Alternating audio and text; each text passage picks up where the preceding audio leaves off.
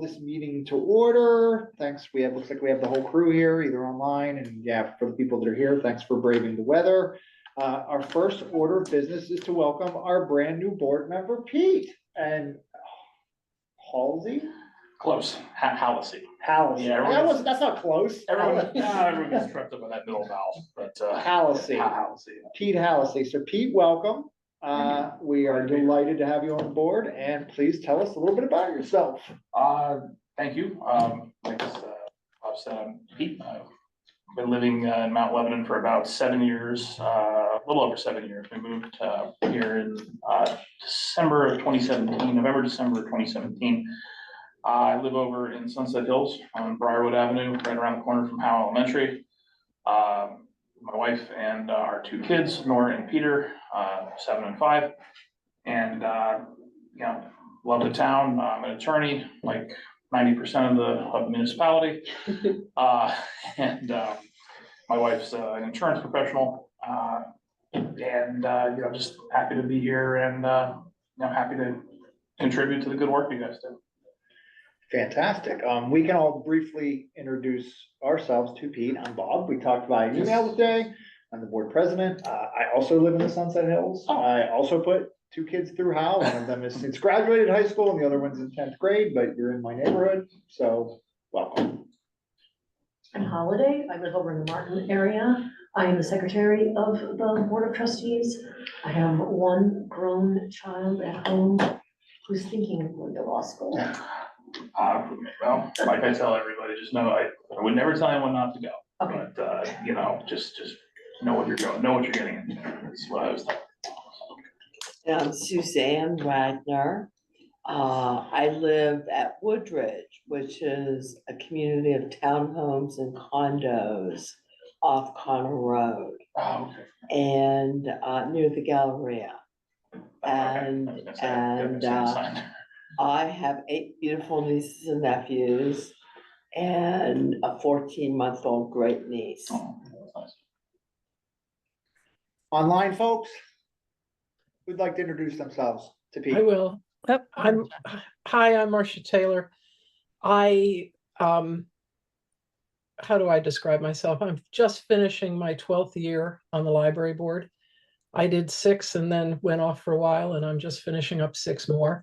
I'm currently the board treasurer, which I was, I think, all 12 years. And I worked for the township for 34 years, so very familiar with where all of you live. Hi, Anthony? I'm Yeah. Ann Swager Wilson, and I'm the Commissioner of Ward 3. I live in Lebanon Hills. I've been a commissioner. I'm in my 3rd year, I think it is, of being a commissioner. Previous to that, I was the executive director of the American Institute of Architects. So my background is mainly built environment kind of stuff. Welcome. Glad to have you on the board. Ann is our commission liaison. I'm not sure how that works. Every board in Mount Lebanon has a commission member that's our liaison, and Ann is ours. Anthony, you're up. I'm up. All right. I'm Anthony Moretti. I am the board vice president. My wife and I live right by Hoover Elementary. Our boys are probably not considered boys anymore. They're 25 and 21.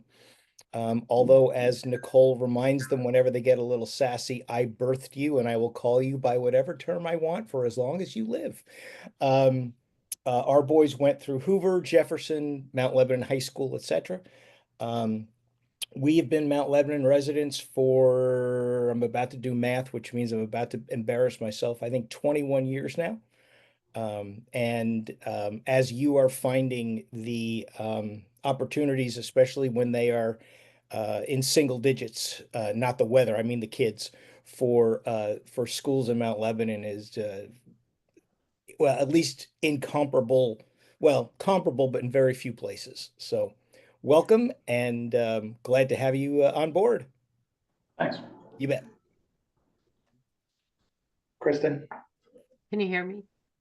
Yep. Hi, Pete. I'm Kristen. I think I was your Lexus rep when you were at Pitt. Oh. Sorry, there's some brownouts there I had during lunch. No worries. I was there 09 to 12, so that was Yeah, I was probably, so I also am a lawyer.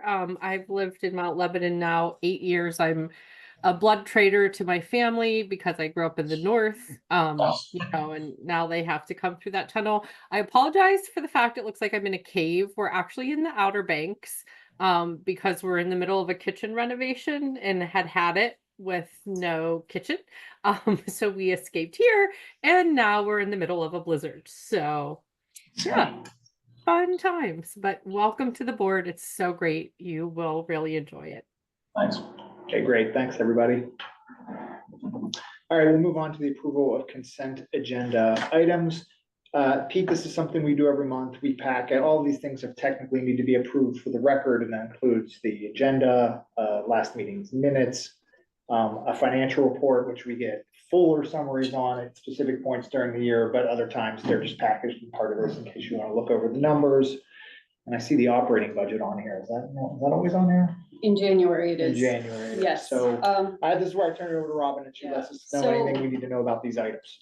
Marina, as you all know, is from Canada and she had to go up to help her dad this weekend. So she left Thursday when she printed out packets before she left, and packets over there are not necessarily complete. Everything is on Govenda. Were you able to get into Govenda and see it? Okay, great. So everything is on there.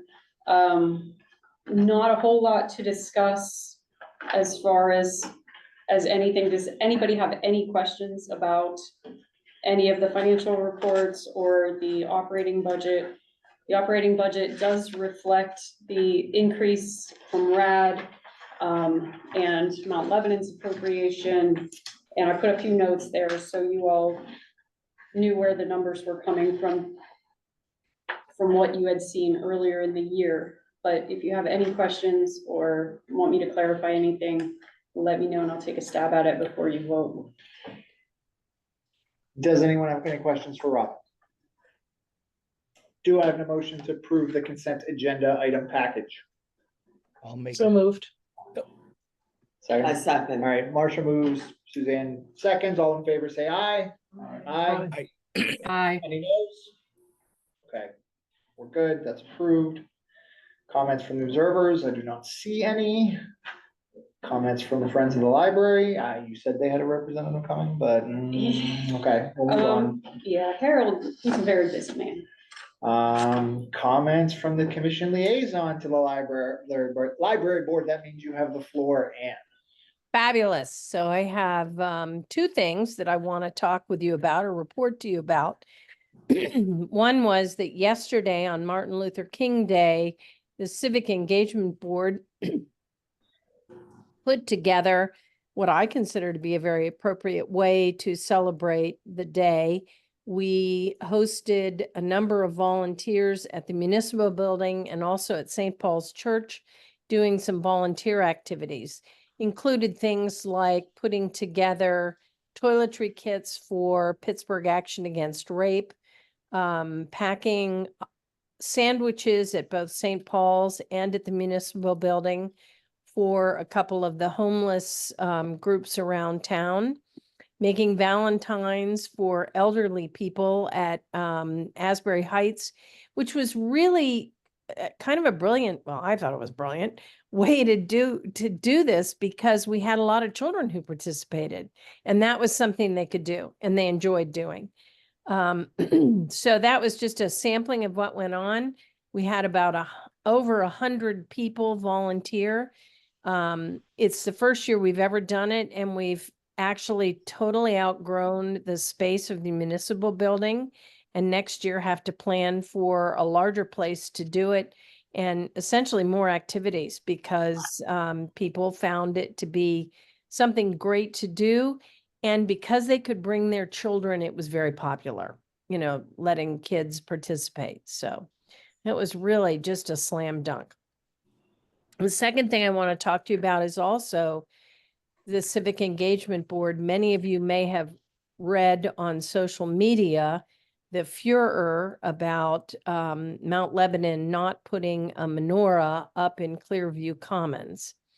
So there are two parts to this issue that I just wanted to make you aware of so you know where it's headed and what our process is going forward. We were approached by Chabad of South Hills asking us to put a menorah up in Clearview Commons. Firstly, we do not accept requests from third parties. The reason is because as the government, if we do something for one third party, we have to do something for pretty much any third party that requests. And we're concerned about that. We find ourselves sometimes to be a target for lots of people demonstrating, et cetera, and we don't want to enter that space where we are doing things that may be against the values that we feel our community represents. Secondly, the issue was, I mean, we can on our own, however, say that we would like to put a menorah up. The issue became one that our legal counsel feels may not be the way to go.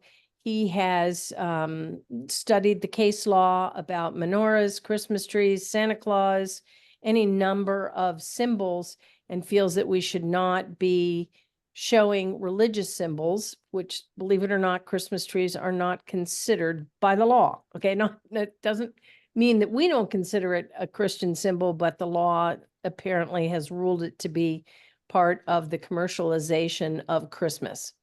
So therefore, what the commission has decided to do was to have the Civic Engagement Board meet with our solicitor and hear some of the arguments for and against things that should or should not be displayed, and then come up with a recommended policy for the commission to be more inclusive in all of our celebrations, whether it be holiday celebrations or other celebrations of other sorts.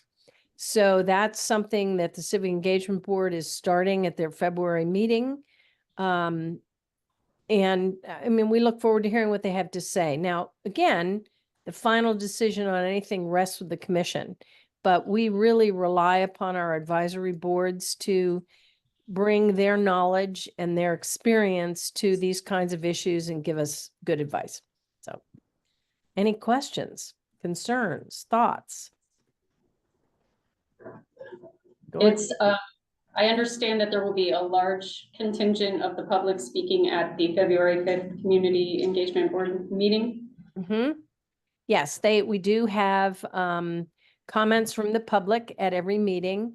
So the committee is going to meet in executive session with our solicitor before the meeting, which is appropriate because of course it's legal advice and that is protected as executive information. And then we will break for the meeting with the public, and public will be invited to speak for no more than 3 minutes. And we do expect that a number of them will give their thoughts. And then the committee will start their deliberations. I'm not sure that they're going to resolve it in one meeting because I believe that they would really like to have more of a public process where other people are invited to give their opinions who may or may not have attended the CEB meeting. So. Did this argument or hubbub or whatever was going online, did this originate on the municipality's own social media channels, or was it sort of a way? No, it was on another one. Okay. Actually, I think it's the Jewish Chronicle did an article about the issue, which wasn't, what shall we say, did not include all the points of view. It was fairly one-sided. And that really made people angry, and that's where the hubbub started. Since then, there has been another article which Keith McGill was given some questions and was able to reply to. But again, you know, we have to be very sensitive in many respects about what we can and can't say.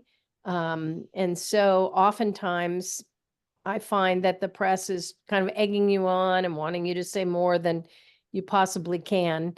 But this second article I thought was much fairer than the first article was, and the hubbub seems to have died down, at least on social media. Now, I'm sure we're going to see it at the meeting and it will be an ongoing issue because frankly, it's important. I mean, being inclusive of all the populations of Mount Lebanon is a goal of the community.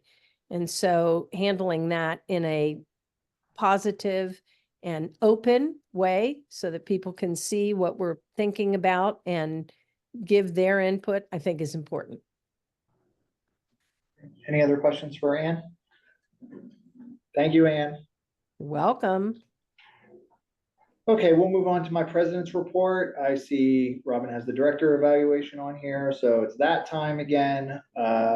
I rebuilt that last year, so this should go much more smoothly this year. I think just what I need is dates. When do you need to buy?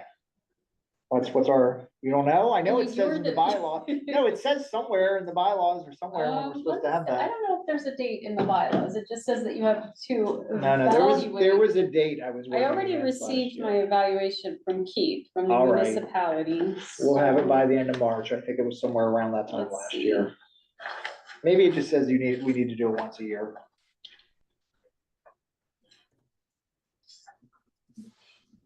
I won't swear to this, but in the back of my mind, it's April 1st. Well, that's our general meeting. That's Right. our main meeting, so. Okay. We will have it to you by April 1st. So Pete knows part of the board's tasks are to formally review Robin every year. We do this via a Google form. You'll just check boxes and fill it, check circles and fill in boxes, and I put it all together in a nice little booklet, give it to Robin. And I'll just, like I said, I rebuilt that last year, so it'll be easy enough to put it together, and I will get it to everyone soon. Good enough? Yes. Any questions about that? Everybody remembers doing it last year, right? I Okay. have a question. Yeah. I always like to, when I do my ratings, I always like to anchor it with a behavioral observation. Obviously, I'm not following Robin around every day, all day. You're more than welcome to. I've got nothing. to Well, hide. there's that. Is it appropriate to talk to people who do, like the workers there, or that? I have no problems with that. I don't know about that. Okay. I mean, that's Why? just, well, there's supposed to be a separation between the board and the staff. Like I'm the On your liaison opinion. between the board and the staff. And if you're going around me to talk to the staff, that can be very problematic. Okay, so I could see that where if you wanted to talk to patrons, that might be okay. Okay. Or yes, I Yes. mean, you're all members of the public. I can't really say anything about that. right. Does that answer that Yeah. question? That seems to make sense to me. And then, are you talking about just sending me something in addition or Oh, no, something I as just- far I as remember filling it out? in Yeah. The same thing. I always Yeah. remember there was like, was it a comment? in addition There to is, grade? there's Yeah. like, there's a question, a row of grades, and then you can comment. Yeah, that's what I was. Okay, fair enough, fair enough. Also, this isn't on the agenda, but I wanted to talk for a second about where we are with subcommittees. So we're gonna have to, at some point, reassign people and look at how we're putting together subcommittees this year. We have a vacancy on the governance subcommittee right now. I'm hesitant to fill that at this exact second because the priority is going to be filling the treasurer position, which Marcia's last meeting is going to be in March. And after that, we lose both our treasurer, which is an elected position within this board, as well as the treasury committee is literally just the president and the treasurer. And the treasurer does 99% of the work. So what we're gonna do is pause any board relocations through March, get the treasurer locked down, and then very quickly get the rest of the subcommittees figured out. In the past, what we have done for the elected positions, which is president, vice president, treasurer, secretary, and everyone here should remember this except Pete, we've just hashed them out here. We've just talked about who wanted to do what, who was comfortable with what, put it up to a vote, everybody voted, that was the end of it. Not quite what our bylaws say. Robin, would you like to read for us what our bylaws say on how those positions should be elected? So this is pretty formal. Very formal. We have, I don't think in the almost 10 years I've been with this library that we've ever done it this way. Oh, Kristen says last year we filled out the evaluation in March. It was sent out March 9th. A nominating committee composed of 3 trustees excluding the president shall be elected by a majority vote of the board at a regular meeting held at least 30 days prior to the annual meeting. So that would be this meeting, February or March, because April is our annual meeting. So you have to elect the nominating committee, and then the nominating committee will propose the slate of officers no later than the annual meeting of the board, Which is in April. which is in April. Question. So my question is, does the nominating committee go around and speak to the other board members about where they want to serve? It doesn't. Are we just It's- putting names forward? The nominating committee proposes the slate of officers. It doesn't say how they need to do that, so. I'm basically opening up this to the floor and how you guys want to handle it and whether we should more strictly follow what's in our bylaws or whether we should ignore the bylaws and just do it how we've been doing it. So what does the board think about this? We tend to be a rather cordial bunch. And I'm not, and that doesn't imply we should, ignore the bylaws. I'm happy to follow the bylaws, if that gives it a more official, I don't know if that's the best word, but I'll use it. Official, imprint on, what we do looking forward. But saying that and knowing this group for the past, most of this group for the past 3.5-ish years, I don't anticipate us, going around trying to raise $1 million or $1 billion, whatever it was to try to get elected. I think we can do this cordially. Because the new officers start in May? I think it's as soon as they're voted on in April, correct? I believe so. Okay. I mean, because we've never done it the way the bylaws say. I think in the past, we've always had them ready to go for the April meeting. Okay. But this says that we elect them at the April meeting. And we may have done that last year because we did try last year to follow the bylaws a little more closely, but I know we didn't do the I mean, quite nominating frankly, the committee. bylaws are vague, like who names the people to the nominating committee? They're And, very- Well, they're elected. oh, so you okay, but all who nom- puts names forward to elect? I guess you just put your own name forward if you want. Well, not you, you're not allowed, but Not me. everybody else. And Robin, did I hear you correctly? Did you say the president cannot be part of the nominating committee? Cannot be Correct. part of it. Okay.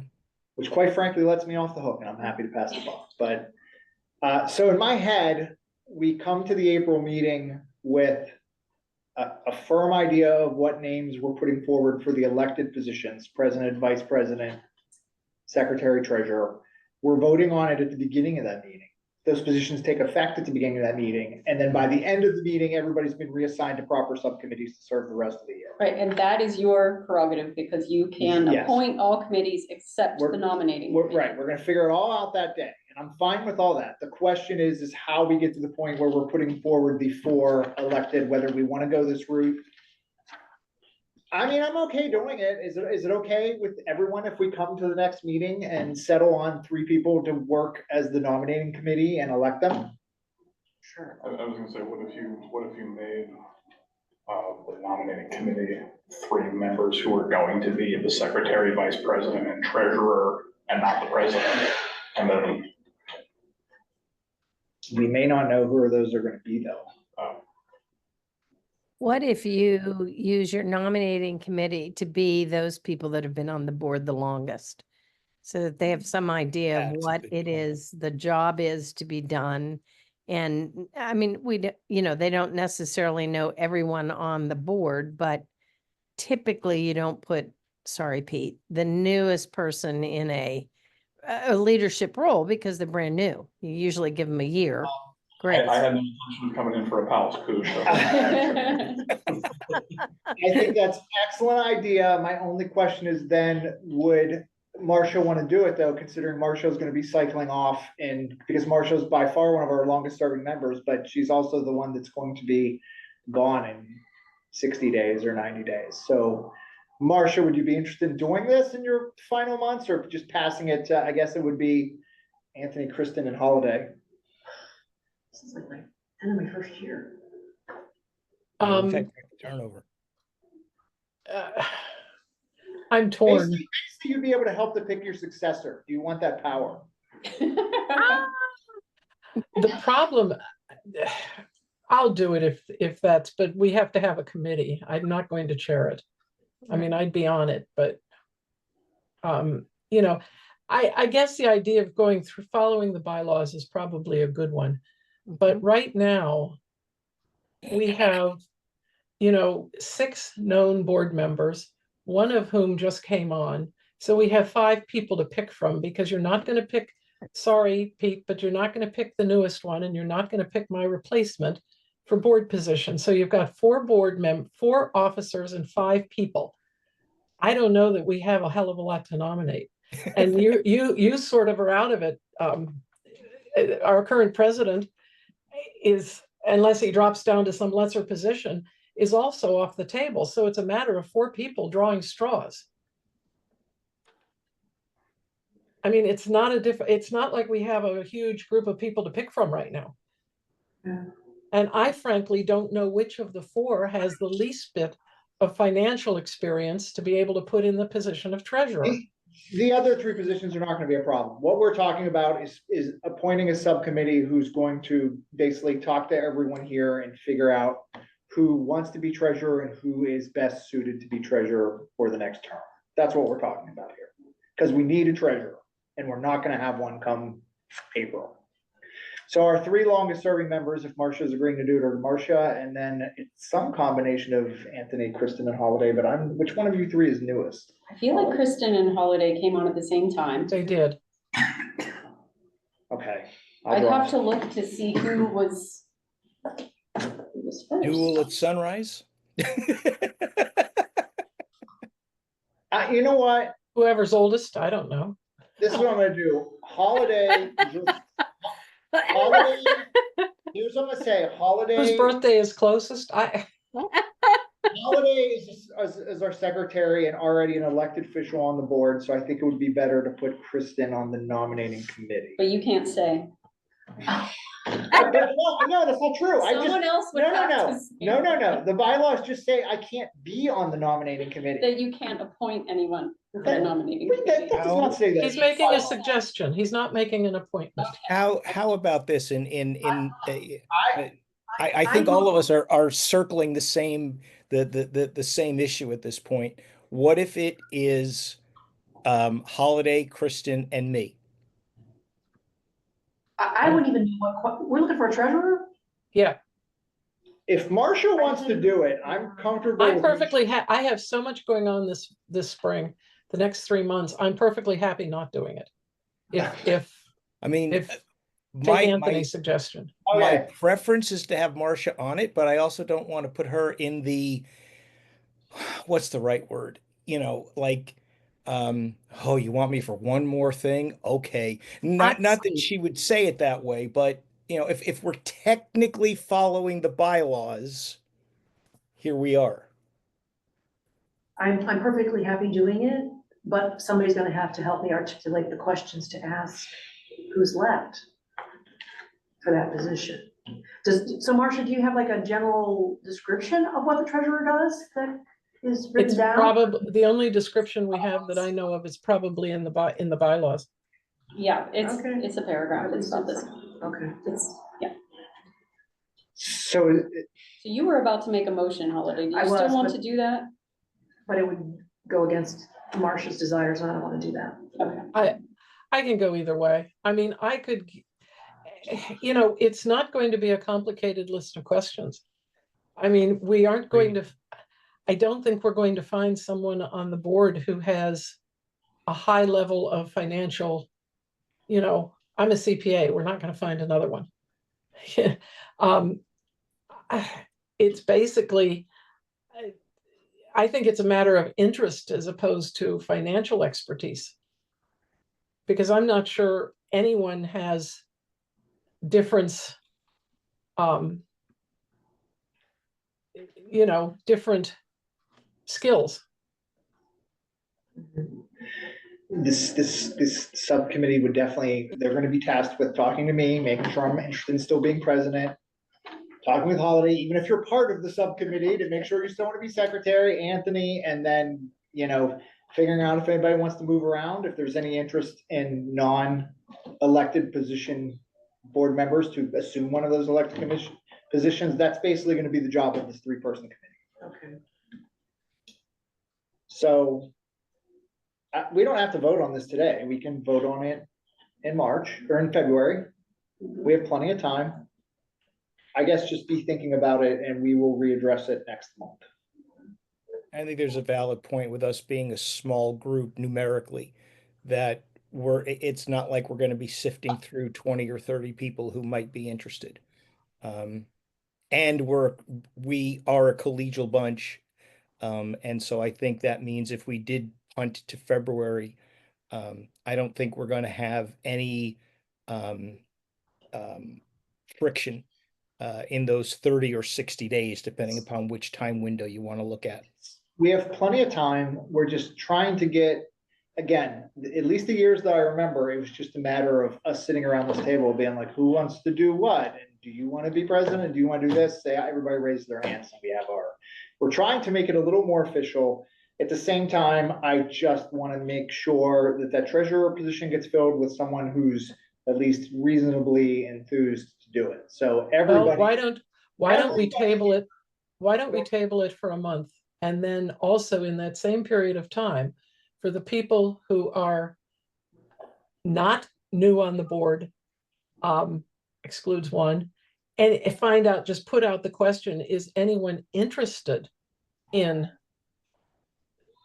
being treasurer?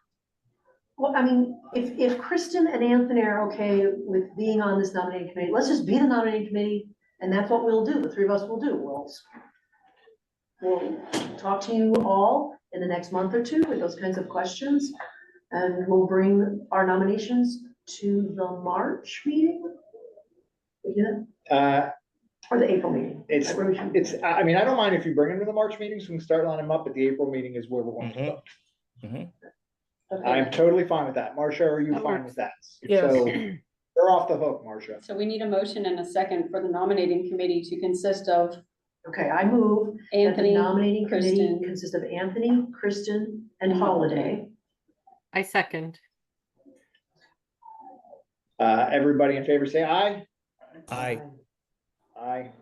Any nays? Okay, so we have our subcommittee. You guys are now tasked with begin talking to all 7 board members, people who are already in elected positions, but will have to be reelected, as well as people who are not, to try to figure out how we all fit next year.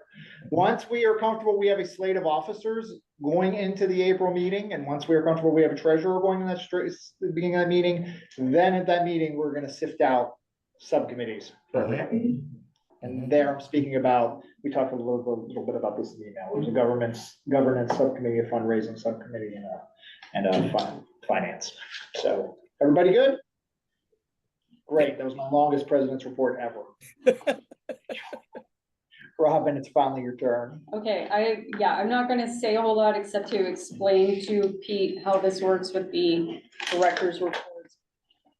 My staff and I create a director's report every month. It's just a kind of a brief, and I know they're long, but it's a brief summary of the things that we accomplish in a month at the library in various ways, whether it's meetings with the community, fundraising, programs for children, teens, and adults, professional activities, updates to the building, technology changes, things like that. So that's what these are. When Suzanne came on, I realized that I tend to use a lot of acronyms because that's a librarian thing. So I put a little glossary at the end of each one that just tells you what some of the things the acronyms stand for, so that you're aware of the more common ones. Always welcome. I don't typically talk through the director's reports because you have them. I tend to mention at the meetings things that are kind of happening around this time. Like, for instance, the the library will be closed on February 17th for our upcoming staff development day. And since Harold isn't here, I would like to mention that the Friends of the Library Board met last week and they approved our wish list. Let me see if I brought it with me. It was something to the tune of around $65,000. I don't have it here, but they are once again paying for our Bookstop and MediaStop subscriptions, for our about $40,000 towards library programming this year. They are paying to fix the LED sign out on Castle Shannon Boulevard that's been dead for a few weeks. And they're also paying for our staff development day. So they're paying the Pennsylvania Library Association for the frontline online registration for all of my staff. And they're also paying for an in-person speaker to come in to talk to everybody. And the last thing that they've agreed to cover, I'm the chair of the Pennsylvania Library Association's conference this year. So they are going to sponsor the conference at the silver level for $1,500. So it was, yes, we have the most amazing friends group I've ever worked with and that I've really ever heard of, honestly. They tend to provide around $80,000 a year towards the library. They're just really awesome and so supportive. We could not do what we do without them. So, yeah, that was a big exciting thing. The other thing I wanted to mention is I'm going to be presenting at the Residence Academy on Thursday. This is something that the now Civic Engagement Board covers. The Community Relations Board started it. And when they merged the boards, the Civic Engagement Board took it over. So it's in its, oh gosh, 6 or 7 years we've been doing it. I'm not sure exactly, but it's incredibly popular. There's a wait list every year. It's run similar to the police and fire academies, but every week the attendees go to a different municipal department or like the hospital, the school district, and they just get a presentation about all of the things that that department or organization does for the community. So it's a great way for people to learn more about the community, learn more about how to get involved. A lot of the Residence Academy graduates then want apply to be on community boards. So it's a great way for us to get new board members. And it's just a really positive experience for everybody. So Thursday, they'll come here, have a tour of the library, and then we'll go to the municipal building and I'll present, and also the Historical Society and the Historic Preservation Board. We'll talk about what they do. So I think that's all. Oh, one more. According to our bylaws, I'm required to let you know of any staff changes. And one of our circulation clerks, Kelly Nagy, left us in December. She has a full-time job at another library, so we're very happy for her. And we have that position posted, and it will be closing on January 31st. To date, we have over 60 applicants already for one position. So we're going to have a lot of applications to wade through, but we will select our candidate and hopefully have somebody in place by the end of February. Thank you, Robin. Committee reports, I assume we don't have any. We actually do. Oh, we do? I'm sorry. Go ahead, Anthony. I'll make mine brief. We are, was it Bon Jovi halfway there? I think was the title of one of the band's songs. Living on a Prayer. Living on a Prayer. We have 3 identified gardens for or confirmed gardens for the June garden tour. And Suzanne, I didn't ask you to do this in advance, so forgive me for slightly putting you on the spot. I believe you know the family. Yes. And so could you at least give us, since you know them far better than I don't want to say, you know, well, are these people and those, can you give us sort of a rundown of who they are, why they're interested, and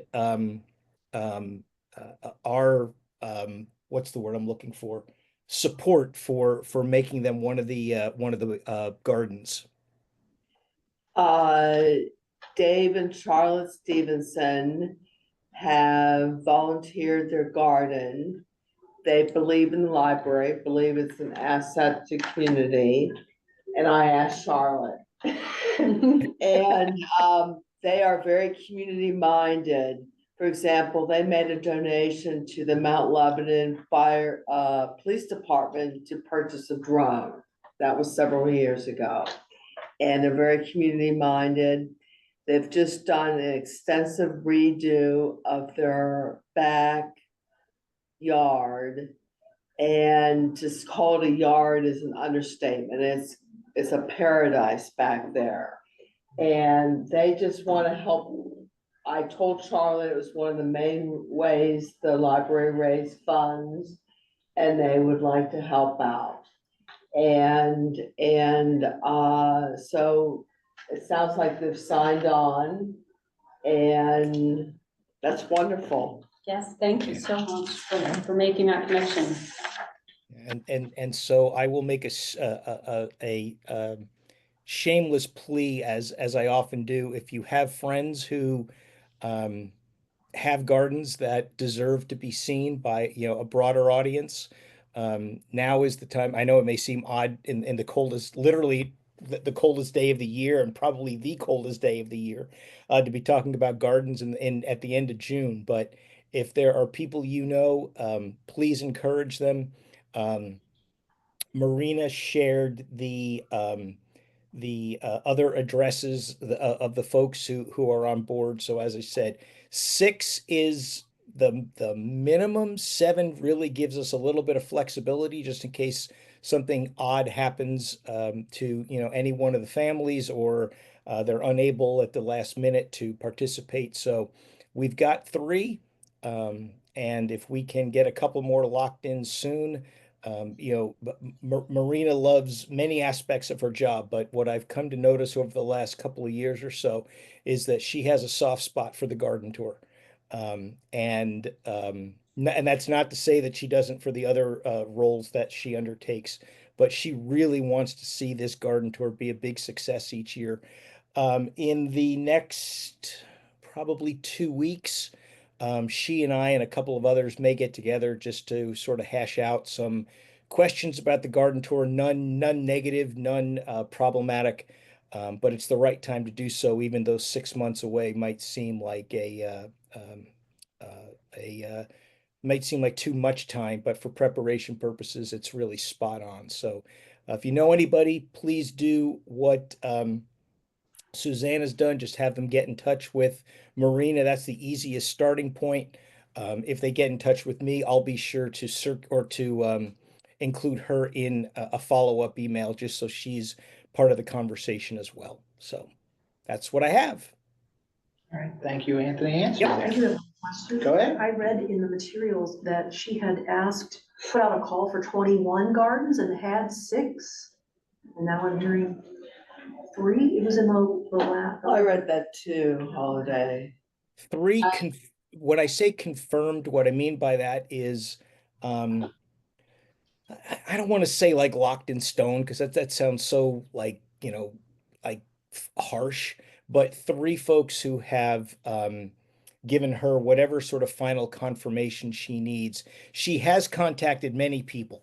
I want to say it's about 2021 at this point.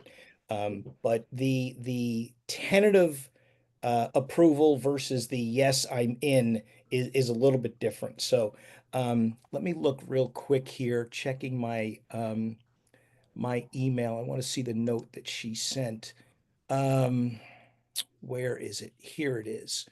The other 2 folks are on Lindendale and Firwood. And again, these are the 3 that are confirmed. So we are halfway.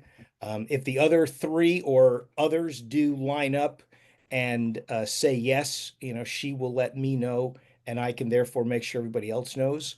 But 3 confirmed to this point. Thank you. Yep. Robin, is it correct we have no old business? Yes, that's correct. I didn't really mention the library highlights in my director's report, but every year in January, I give you what I submit to Keith McGill at the municipal manager, which is the 2024 library highlights. The highlights from the previous year, the goals for the coming year. So the highlights were under my director's report rather than old business, but it's basically just loosely modeled on our mission statement so that you can see that we're covering each area. And there's just a few items under each one. So we, talked about the speaker series, Michael Pollan visit, the holiday fair and the summer reading festival, our book circulation, staff training, and presentations, things like that. So that's all as far as old business goes. Okay. On to new business. First up is 2025 library goals. Yeah, again, the same thing. It's kind of modeled on our mission statement. So we have sections for programming, materials, services, and community support. The main thing we're going to work on this year really is our library refresh capital improvement project. We are still working with Draw Collective on that. We met with them again recently, and hopefully we'll have something concrete. I believe they were here in November to present to all of you, and we'll probably have them here again in the spring once they have some drawings that we can actually work from. And I know they're working up some cost estimates right now. So we have a pretty good nest egg as far as donated funds, and the Friends have funds that they're committing to this project. And because we're talking about refreshing the bathrooms and things like that, we'll be able to write for a Keystone grant, which is matching funds, and our donated funds can be used as that matching municipal money. So Keystone grants can fund up to $750,000, depending on how much is approved. That's through the state library, the Office of Commonwealth Libraries. So we'll see what happens. It's still very up in the air. We've got a lot of great ideas. They showed you some of the ideas at the November meeting. We're excited, but it is glacial pace, it feels like sometimes. Does the board of trustees do a goal? Did we talk about that like 2 weeks ago? Well, one of the goals I think I wrote on here, I should have written on here, is that we were going to update the strategic plan. And there were a couple of goals on there from the board. And one of them was kind of like we had talked about green building practices and things like that, seeing if the library could be LEED certified, which it really can't be unless we're like demolishing it and starting fresh from what we came to understand. So I don't know that the board specifically currently has any active goals that they're working on other than what Bob and I are about to talk to you about. I guess that's my cue to move on to the next thing. If you like. So the next thing on the new business is becoming a book sanctuary library. So this is something that Robin and I have talked loosely about since I became president on this board. And we've now more seriously started talking about it within the next 2 months. And what this is, it was started by the Chicago Public Library. They are often called book sanctuaries, which doesn't even necessarily need to be a library, but one term you might hear is just a book sanctuary. And then libraries who sort of become a part of this program are called sanctuary libraries or book sanctuary libraries. And what this is, it was started by the Chicago Public Library. I can actually read to you what the website says. Was basically a response to blatant attacks on freedom of expression and individuals' right to read and right to a public library across North America. The movement began in September 2022 when the city of Chicago and the Chicago Public Library declared themselves a space for endangered stories and called for others to do the same. The Book Sanctuary program has called for all established book sanctuaries to do at least one of the following. And that list is collect and protect endangered books, make those books broadly accessible, host book talks and events, including sparking conversations about diverse characters and stories, and educate others on the history of book banning and burning, both worldwide and in America. So what we're looking at, and in a practical sense, I'm sure if you watch the news, you know there has been a rash of book banning across the country.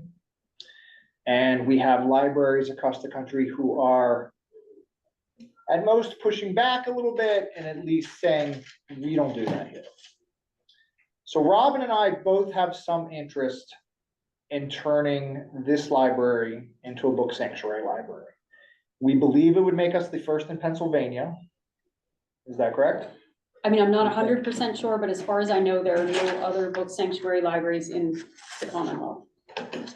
And so far, all that's been done is that Robin and I have had a couple official meetings to talk about it, and we've also reached out to this municipality to let them know we're talking about it. I submitted what is in the last page of your packet, the 2025 library goal, become a book sanctuary library. That was submitted to Keith McGill. One thing we want to make clear, and one thing we're making clear to Keith, is that some of this stuff we already do. This is not all new stuff for this library. And if you have questions for Robin, she can speak to some of the stuff we already do in this regard. We do almost all of those things. We celebrate Banned Books Week. We have challenged books and, have a commitment to a diverse book collection. And we've been working on our diversity in our nonfiction collection, in our classics collection, and now our children's collection for several years now. Like, this has been a concerted effort for us. We, celebrate freedom of expression all throughout the year. And we, have displays to that effect. What this would really be is the library board passing a resolution during a meeting saying, we are not going to permit our library to censor, basically.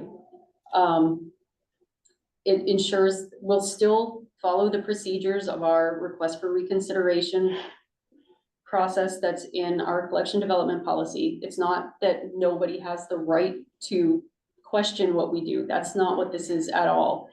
It's just saying, we're not banning, we're not keeping anything from people. We're not taking the right of a person to decide what they read and what their children read away from them. So there's a lot of kinds of censoring. There's censoring books, there's banning them, there's burning them, there's that. And then there's something called soft censorship, which is libraries kind of hiding things, putting children's books that they don't agree with in the adult section or in a reserved collection that you have to ask permission to use, things like that. We're saying we're not going to do those things. We're underscoring our commitment to the First Amendment for the rights of all citizens to have equitable access to information. So that's what being a book sanctuary library means.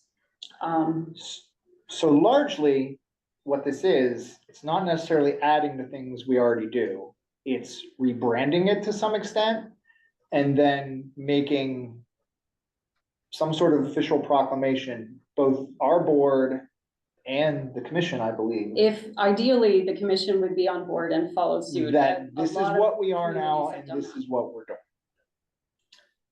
So the first step, obviously, is to fill you all in. See how everyone here feels about that. We hope to get you all on board. Any ideas as we start to officially put this together on what it actually looks like will have to come from the board. Yes, I mean, and I do have some ideas that we submitted to Keith that you all have now. Basically, it's kind of going public with what we're already doing. And again, Robin and I just think it's important because these type of book bans are often targeting minority stories and authors, LGBTQ minority stories and authors. And we just want our library to be a safe space for all viewpoints and all types of thought. I've talked to other library directors, librarians at other libraries. My good friend Steve Moser at Dayton Metro helped Dayton.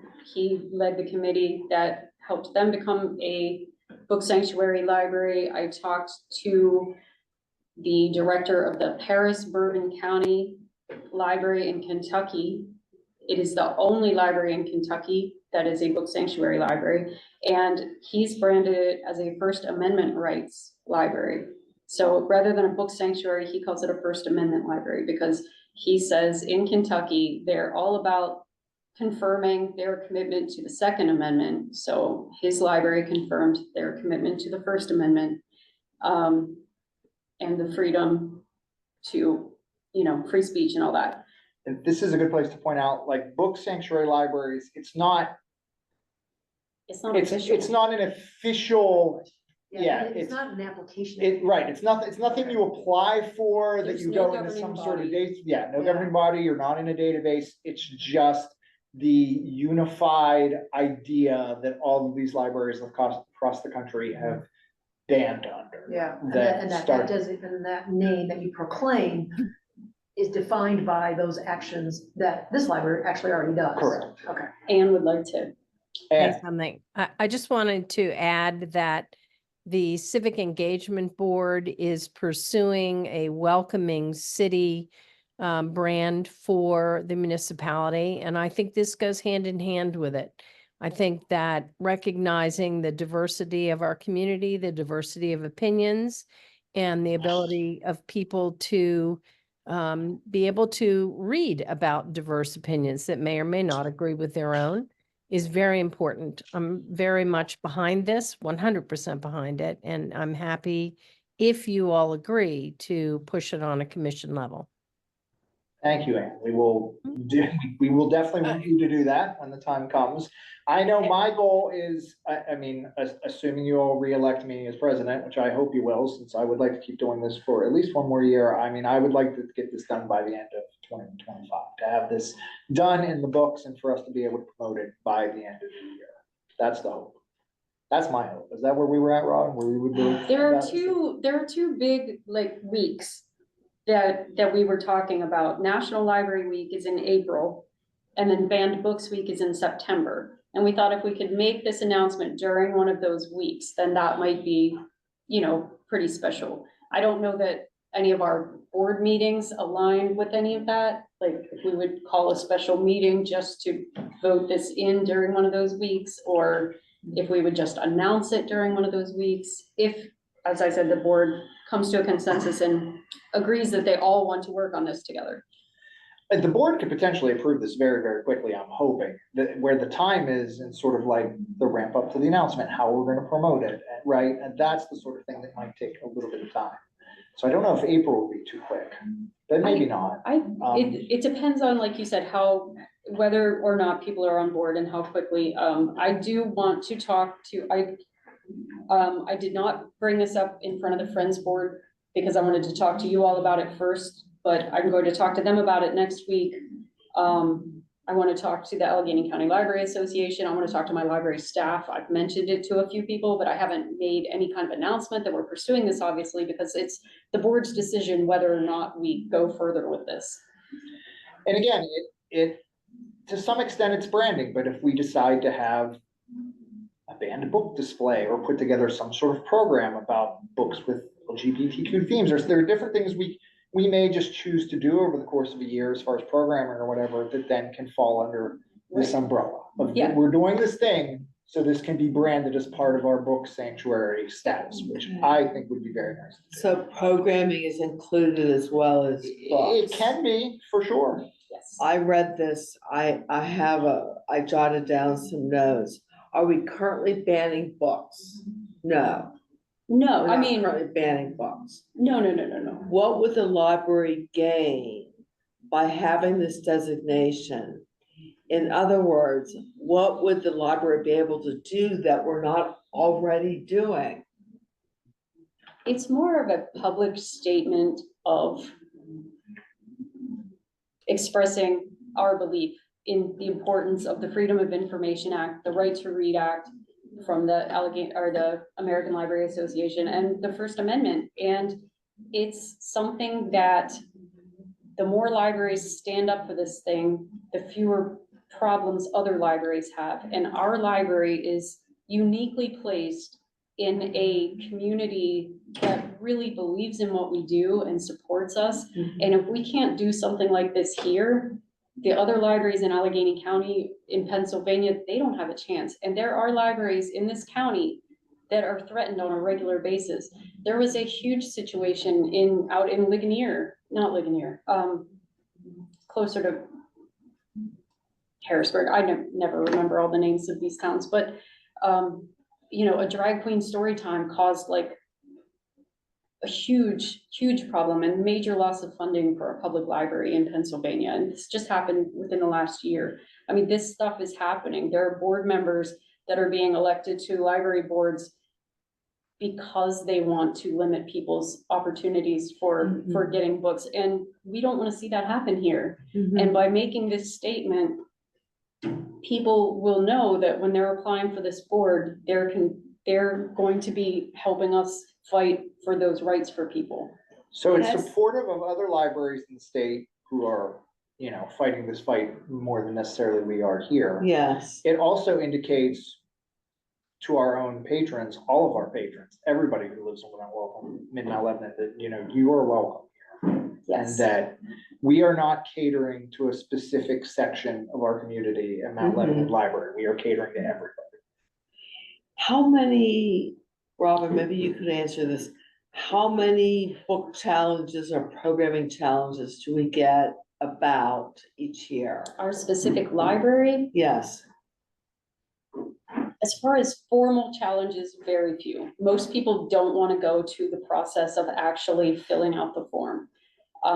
The problem we've been seeing where these numbers, if you go to the Unite Against Book Bans website, for example, and you see that the numbers have increased by 92% over the last 3 years of bans, it used to be just one or two people, you know, they would read a book with their kid and it would be awkward, or they didn't like what they read, so they would complain about it. Now it's organized groups, often from out of the community or even out of the state, that are using lists generated by special interest groups who have an agenda that are just trying to get blanket bans. There was a library that was dealing with a group or a board member that wanted to have every LGBTQ book in the library banned. Anything that mentioned an alternate lifestyle would be removed from the shelves. I mean, that's just an extreme that I hope we never see here. We have very few, like I said, formal concerns, but we do, you know, every time we have Pride Month, we get complaints about our displays. Every October, we have complaints that we're celebrating Indigenous Peoples' Day and don't have a Christopher Columbus display.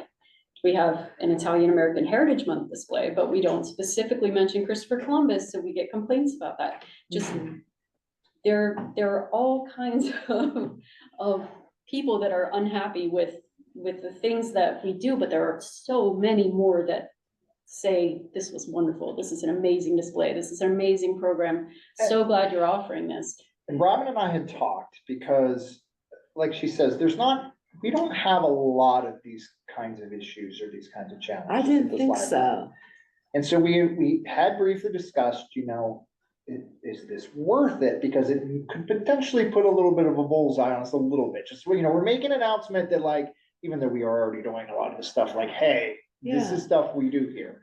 But ultimately, because of the things going on in this country today, because of the things going on in other libraries across the country and in the state, we think it's important to sort of make this statement and also maybe get ahead of it a little bit in case anything like that does find its way here.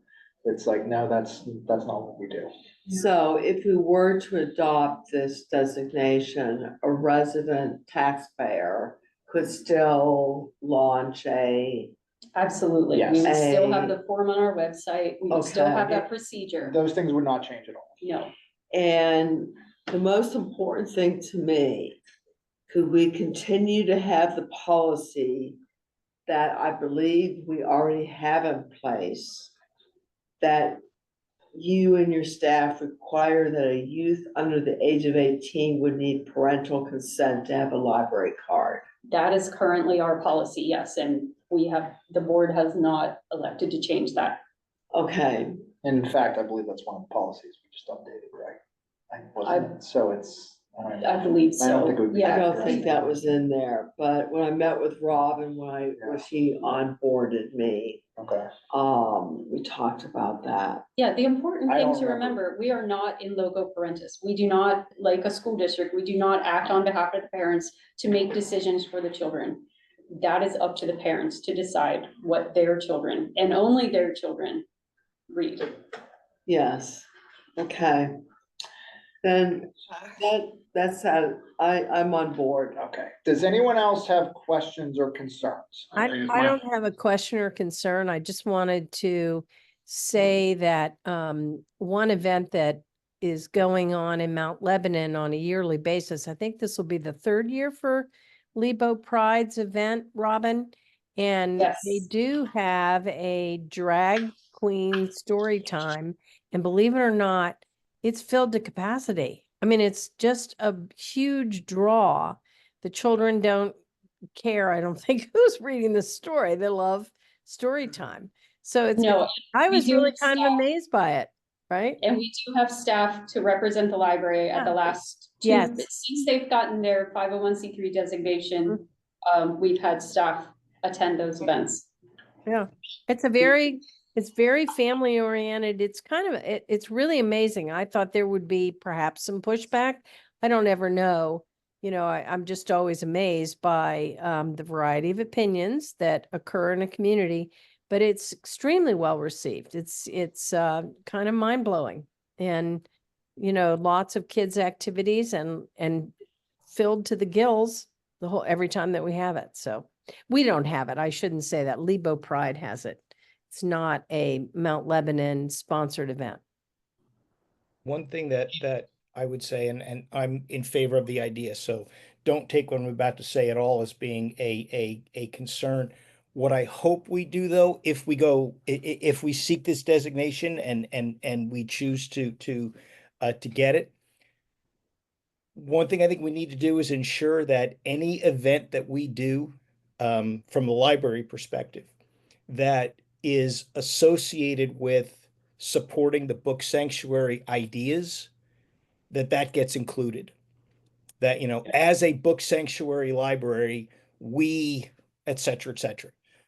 So in other words, I don't want this just to be a symbolic designation. I want us to be able to, or not be able to, I want us to both talk that talk, but walk that walk.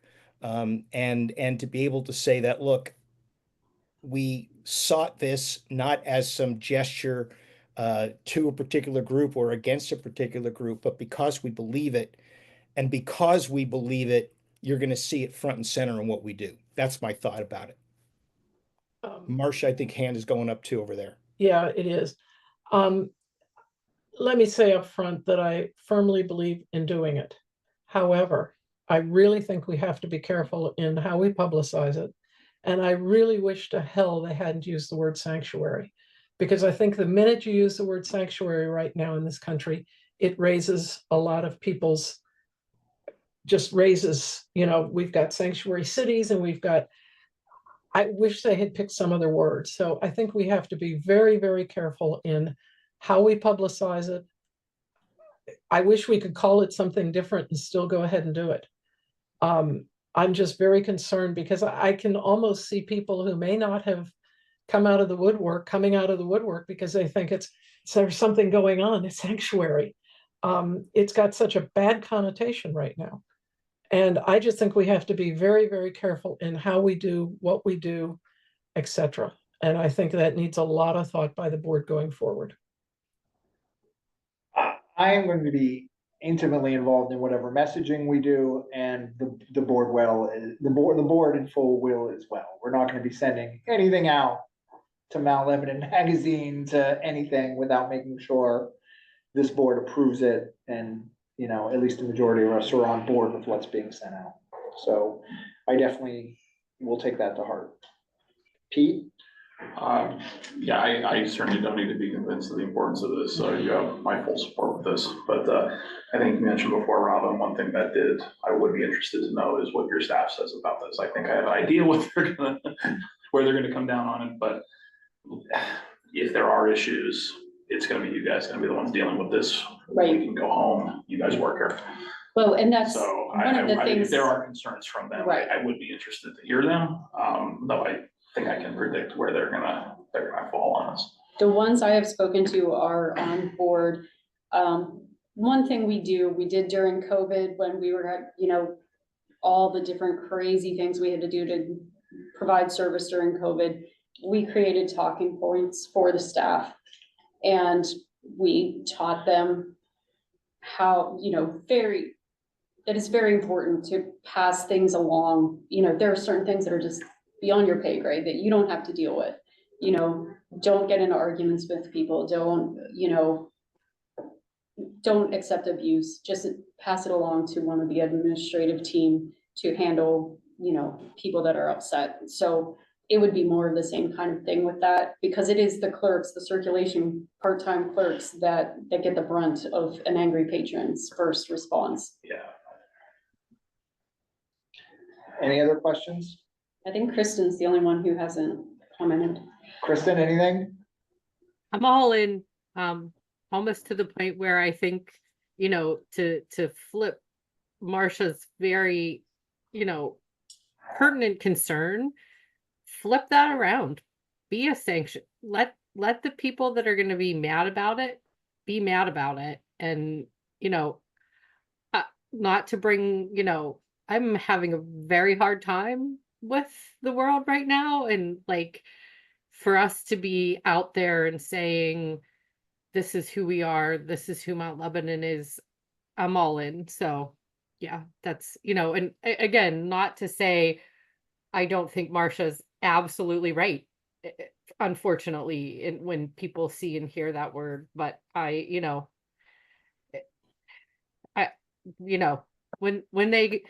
when they come for me, I'm gonna feel like I did something to stop it. So Well, maybe the point might be that we need to take back the politicization of language.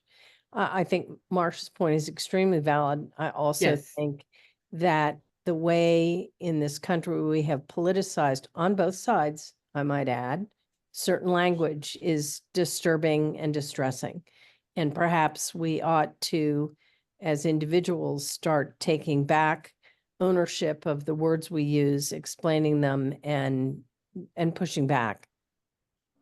I won't disagree with either one of you. It's just to do that is Yeah. going to take some serious wordsmithing mhm. and some very, very well thought out, very comprehensive Mhm. thoughts. Yeah.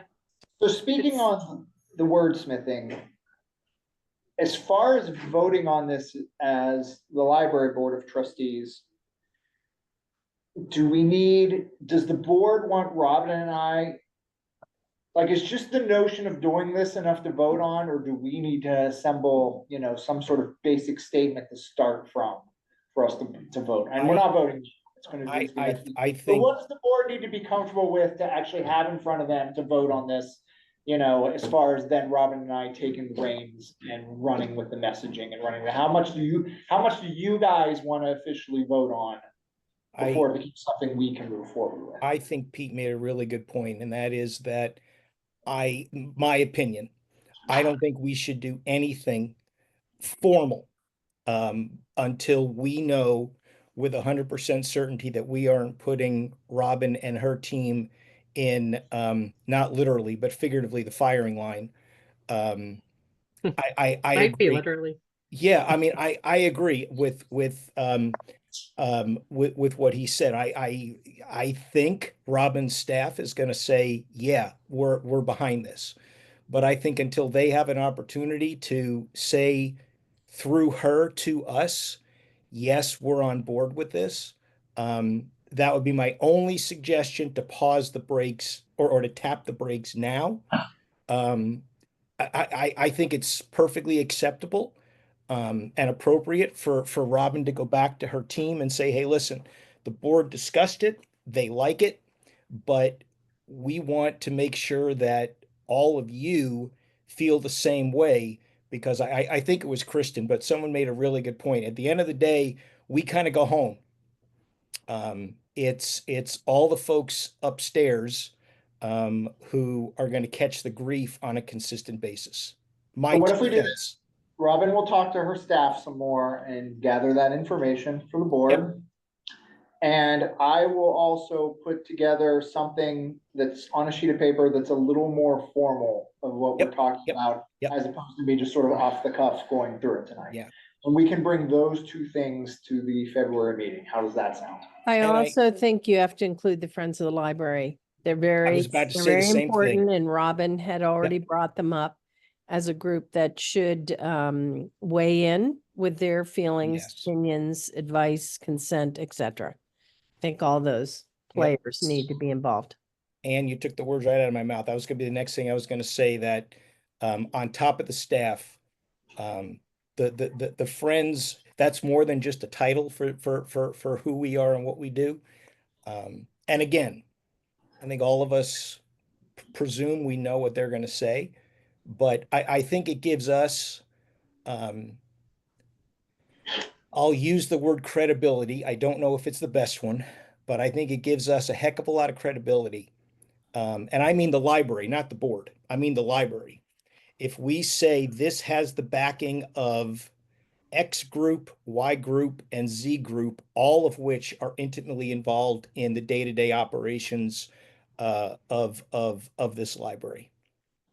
I think it underscores our commitment to inclusivity, that we include all stakeholders Yep. to give their opinions and that their opinions are valued. And I think that's the kind of community value for which I stand and for which I think I'm making generalization, but I'm suspecting most of you stand for that as well. If we do this right, we don't have to think twice.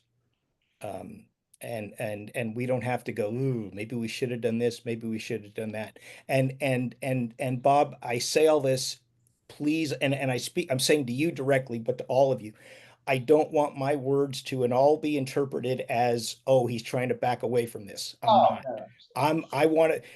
I have Italian. We were joking earlier about Italian Americans. I've got full-blooded Italian ancestry in me, and every part of me is like, let's go. But I think tapping the brakes to make sure that we have the friends on board, the staff on board, any other groups that we want to identify, to make sure that they're on board as well, because all of them will give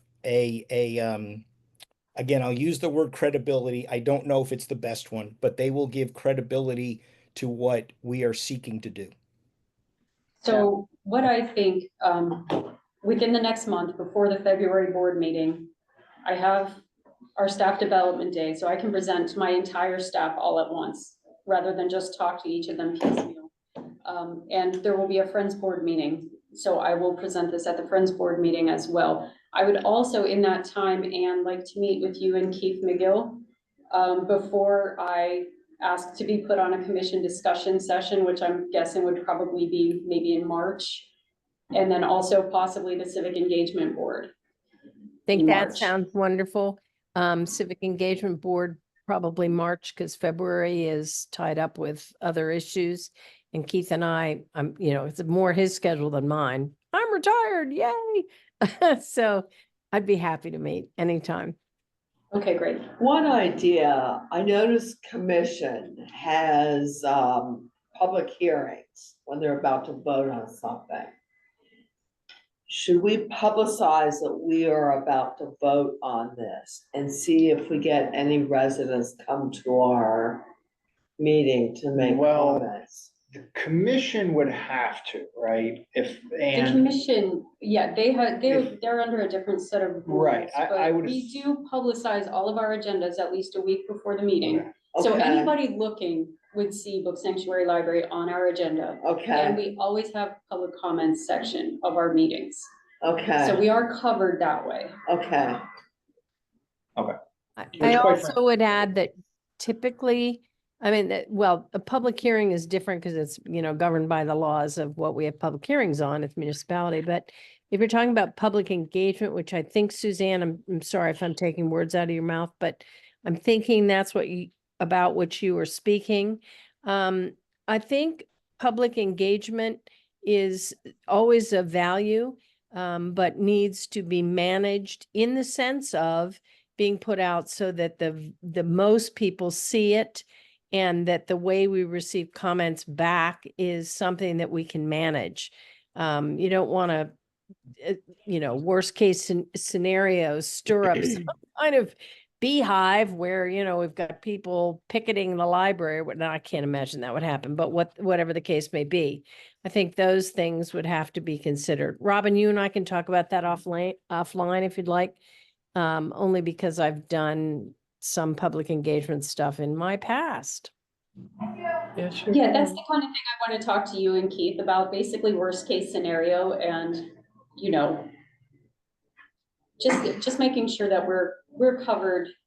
We're How we covering all of manage it, this. just how we manage it so that people feel Yes. they have input, because again, as a library and as a community, all positions should be heard. Transparency in this is, well, it's always the way to go. But transparency in this looks good. You know, the optics look good. So yeah, Now, When you say friends of the library, you're just talking about the board, not the entire membership. The Friends of the Board, the Friends of the Library Board, yes. Okay, that all sounds good. Thank you, everybody. If anything, I feel emboldened that you all seem tacitly on board, you know, with just a few caveats and making sure we have all our ducks in a row and we're doing this properly. So I thank you all. And we'll be back to talk about that again next month. I have no other new business on my agenda. Is that correct, Rob? There's nothing else on the agenda. Does anyone else have any other new business they would like to bring up?